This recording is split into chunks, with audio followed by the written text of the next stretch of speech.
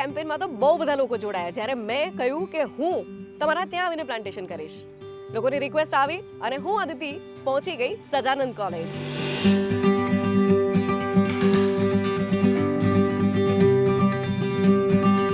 તમને શું લાગે છે આવનારી જે પેઢી છે અને કરંટ જનરેશન છે એને ટ્રી પ્લાન્ટેશન માટે ઇન્સ્પાયર કરવા હોય તો શું કરવું જોઈએ? બસ આ શાળા કક્ષાએથી શરૂઆત છે ને એ બહુ સારી બાબત છે, કારણ કે આજનો જે વિદ્યાર્થી છે ને એ ભવિષ્યનો નાગરિક છે. તમે સમજો, માનો કે આ તો આપણે ચલો કદાચ 2-4 શિક્ષકો ભેગા થઈને પણ કાર્યક્રમ કરી શકીએ, પણ છતાં જે વિદ્યાર્થીને આપણે ધ્યાનમાં લીધા છે તો એ વિદ્યાર્થી વૃક્ષનું મહત્વ સમજે.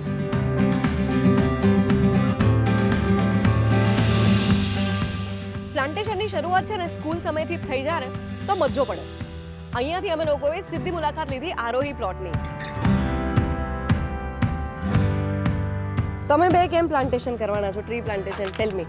અમે બે ટ્રી પ્લાન્ટેશન એટલે કરશું કારણ કે અમે જ્યારે શું કહેવાય બંગલો લઈશું, બંગલો બનશે, અમે રહેવા જશું ત્યારે અમે એક પેટ ડોગ રાખશું. તો પેટ ડોગ સાથે હું જ્યારે પણ આમ રમું ને ત્યારે આમ ઝાડવા હોય અને શું કહેવાય બહુ તડકો હોય તો છાયામાં અમે બંને સાથે બેસીને પણ સૂઈ શકીએ. એટલે હાઉ ક્યુટ.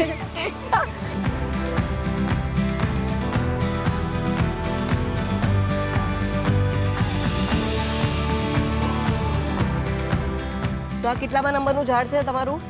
તમારા હાથે વાવ્યું હોય એવું? 8મું ઝાડ છે. 8મું ઝાડ છે ને? અહીંયા 8મું ઝાડ છે. અહીંયા એમના હાથે વાવેલું 8મું ઝાડ છે.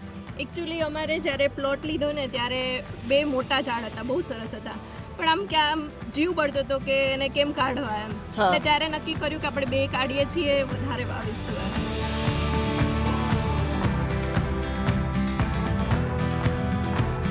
આ વિડીયો હું એટલે તમારી સાથે શેર કરું છું જેથી તમને પણ ઇન્સ્પિરેશન મળે યાર. ફ્રી પ્લાન્ટેશન સપોર્ટ તો એએમસી આપી જ રહી છે અને ઓલરેડી એક પેડ માં કે નામ કેમ્પેન પણ ચાલી રહ્યું છે. તો જ્યાં સુધી ચોમાસું જામેલું છે ને, આઈ વિશ કે તમે બધા ટ્રી પ્લાન્ટેશન કેમ્પેનમાં જોડાઓ અને ફોટો અને વિડીયો અમારી સાથે શેર કરો.